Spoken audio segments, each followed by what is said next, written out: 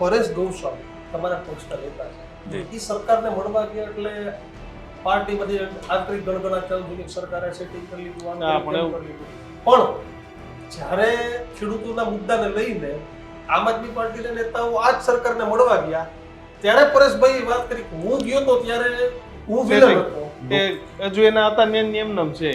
દુઃખની વાત જ એ છે કે ખેડૂતોને લઈ અને સરકારને મળો, જો સરકાર સહેજ પણ પોઝિટિવ છે અથવા મીટિંગ કરી છે તો એવું એલિગેશન શા માટે કે સરકારને મળવા ગયા તો ખોટું કર્યું? અરે ભાઈ, હું તો દાવા સાથે પહેલાંય કહેતો ને આજ પણ કહું છું કે સિંચાઈનું પાણી સરકાર 25 ગામમાં પહોંચાડશે, મૂળી તાલુકામાં કે ચોટીલા તાલુકામાં, થાન તાલુકામાં. હું આમ આદમી પાર્ટીમાં હતો તેથી પણ વખાણ કરવા તૈયાર હતો. ખેડૂતોના હિતમાં કાંઈ પણ નિર્ણય લેવાશે તો એ સરકાર કોઈ બી હશે એના વખાણ કરવા રાજુ કરપડા તૈયાર હશે. પરેશભાઈ ગોસ્વામી મળવા ગયા તો ખેડૂતોના મુદ્દાને લઈને મળવા ગયા છે અને સારી બાબત છે, મળવા જવું પડે.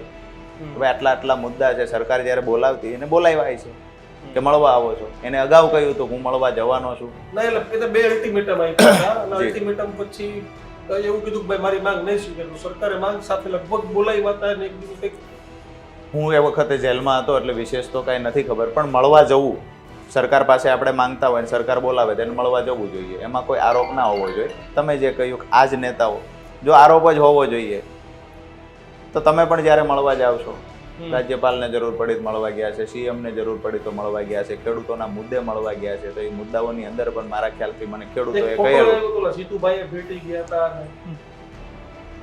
એ બધી વાત તો મેં પણ જોયેલી છે.